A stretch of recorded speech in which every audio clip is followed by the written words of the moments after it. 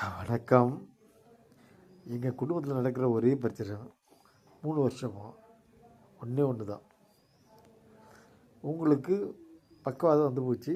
இனிமேல் உங்களுக்கு எந்த சிகிச்சை கிடையாது. வீட்டிலே உட்காந்துருந்து வாழ்க்கை ஓட்டிருக்கேன். 2023 இதைத்தான் சொன்னாங்க. 2024 சொல்லிட்டாங்க, வேறு வழியே கிடையாது, நீங்கள் வீட்டு படுத்துருங்கன்ட்டாங்க. கொஞ்சம் முயற்சி பண்ணி என் ஃபோனெல்லாம் பிடிக்க வச்சுட்டாங்க. அதெல்லாம் திரும்ப ஒன்று கொஞ்சம் வாங்கி திரும்ப முயற்சி பண்ணி ஃபிசியோதெரபின்னு ஒன்று ட்ரை பண்ணேன். நிறைய பேர் தேடி எடுத்தேன். இப்போது எனக்கு அது பக்கம் வந்த பிறகு நான் நோயாளி ஆகிட்டு இல்லையா, எனக்கு பழைய அது வேகம் லீக்கு எதுவும் தெரியாது. எனக்கு தவறாக தான் என்ன தெரியாது, சரியான விஷயம் தெரியாது, மறந்து போச்சே. போராடி ஒரு ஃபிசியோதெரபி பண்ணேன். ஃபிசியோதெரபி கொஞ்சம் ஓரளவு நடக்கிற அளவுக்கு வந்துட்டேன். அதெல்லாம் வீட்டில் வந்து எப்படி எடுத்துட்டான்னு தெரில. முன்னாடி என்ன சொன்னாங்கன்னா, வெளியே போக முடியாது, வீட்டில் உட்காருங்கன்னு. அப்புறம் ஃபிசியோதெரபி வந்துட்டேன். 2025 டெய்லி வாக்கிங் போயிட்டு வந்தேன். வாக்கிங்க ரொம்ப தூரம் போக மாட்டேன். எங்கள் ஃப்ளாட்டுக்கு பக்கத்தில் ஒரு ஸ்கொயர் ஒன்று இருக்குது. அதில் அப்படியே ஒரு ரவுண்டு போயிட்டு வருவேன். டெய்லி ஒரு ரவுண்டு போயிட்டு வந்துடுவேன், வாக்கிங் போயிட்டு வந்துடுவேன். டாய்லெட் போகிறது பிரச்சனை இல்லை, சாப்பிட்றது பிரச்சனை இல்லை, அமைதியாக போயிட்டு இருந்து வீட்டுக்கிட்டே உட்காந்துருந்தேன். கருத்தவைக்கு போகிறதுலாம் கிடையாது.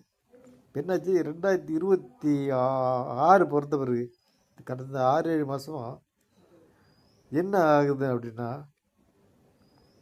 நடக்கிறது குறைச்சி போச்சு. நடக்க முடியல.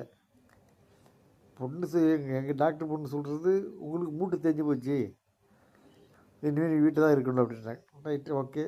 இப்போ நான் 6 மாதம் வீட்டுக்குள்ளே தான் இருக்கிறேன். வீட்டை விட்டு வெளியே போகிறதில்ல, வாக்கியெல்லாம் போகிறதில்ல, வீட்டுக்குள்ளே உட்காந்துருக்கிறேன். ரைட்டு. இப்போது அவங்க வயசு எனக்கு 65ன்னா அவங்களும் 60 வயசு அவங்க. நானும் அண்ணன் மட்டும் இந்த வீட்டில் இருக்கிறோம். 2 பொண்ணை கல்யாணம் பண்ணி கொடுத்தாச்சு. இப்போ பையன் காலையில் போயிட்டா. நாங்கள் 2 பேர் தான் உட்காந்துருக்கோம். இப்போ எனக்கு என்ன நிலமைன்னா,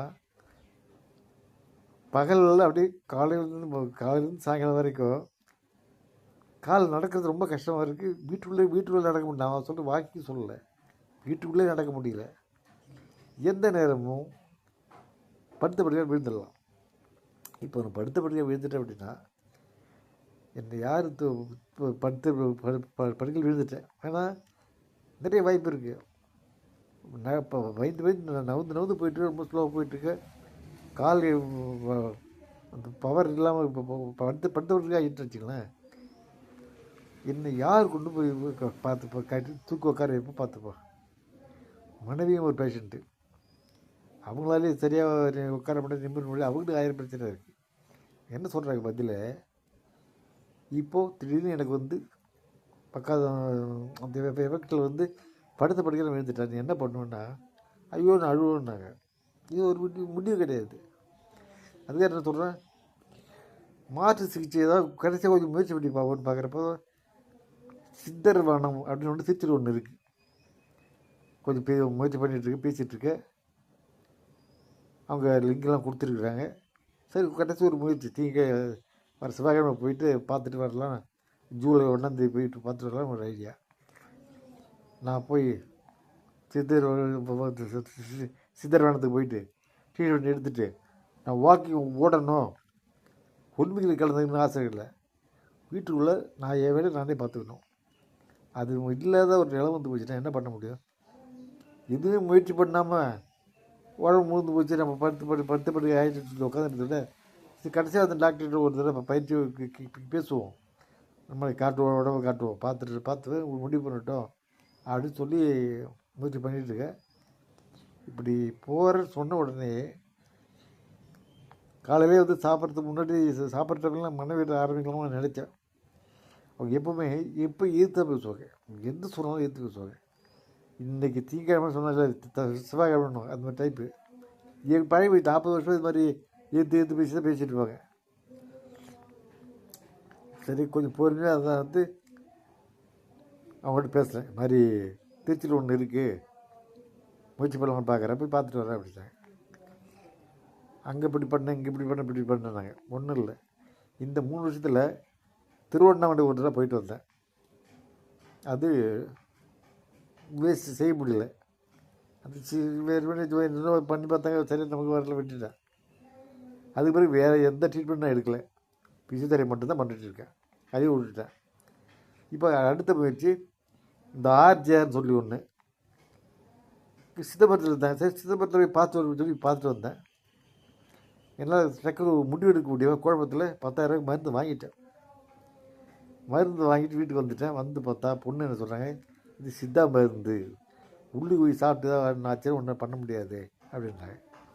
இப்போ சித்தா மருந்து தான் அவங்க என்ன பண்ணாங்க அப்படின்னா, எனக்கு என்ன வியாதின்னு கூட கேட்க தயாரில்லை, பார்க்கவும் இல்லை, கேட்கவும் இல்லை, செக் பண்ணவும் இல்லை. அவ்வளோ ஒரு டக்குன்னு பண்ணிட்டாங்க. இது கொஞ்சம் மணியை மாதிரி தெரியுது.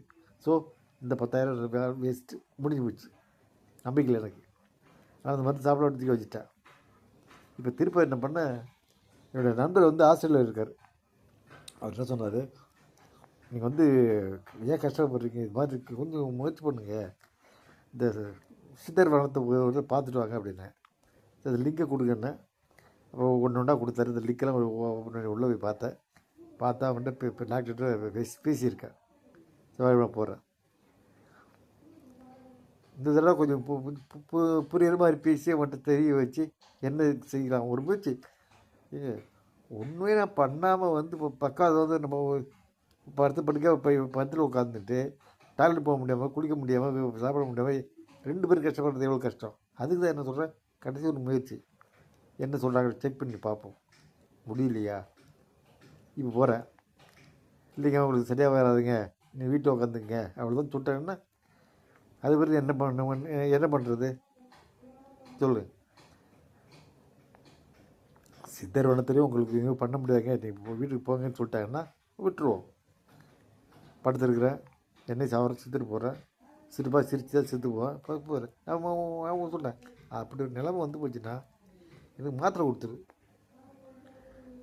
பொண்ணு டாக்டர் தூக்க மாத்திரை வாங்கி கொடுத்துரு. உனக்கும் கஷ்டம், எனக்கும் கஷ்டம், உன்னால் நடக்க முடியாது, என்னால் என்னை உட்கார முடியாது, உனக்கு கஷ்டம். ஆனால் அதனால் என்னை வந்து செத்துடுறேன். நீ வந்து அதுக்கு பிறகு வாழ்ந்து பார்த்துரு. ஏன்னா இந்த மாதிரி உனக்கும் 2 பேர் அசிங்கப்படுறத யாரோ ஒருத்தர் கஷ்டப்பட்டு போவோம், நான் செத்து போகிறேன்னு சொல்லிட்டேன். வைத்தியமும் பண்ணக்கூடாது, சாகவும் கூடாது. நான் என்ன தான் பண்ணுறது? கடைசி முயற்சி, சித்தர் வனத்துக்கு நான் போயிட்டு வர போகிறேன். ஒரு 10,000 செலவாகும். அதுவும் முடியல அப்படின்னா இந்த மனைவி என்ன பண்ணணும்னா, என் கஷ்டத்தை தெரிஞ்சுட்டு தூக்க முதல் வாங்கி கொடுக்கணும். செய்கிறாங்களா பார்ப்போம். இதுதான் வந்து ஒரு கடைசி முயற்சியாக வச்சிட்ருக்கேன். பார்ப்போம், நல்லது நடக்கும்.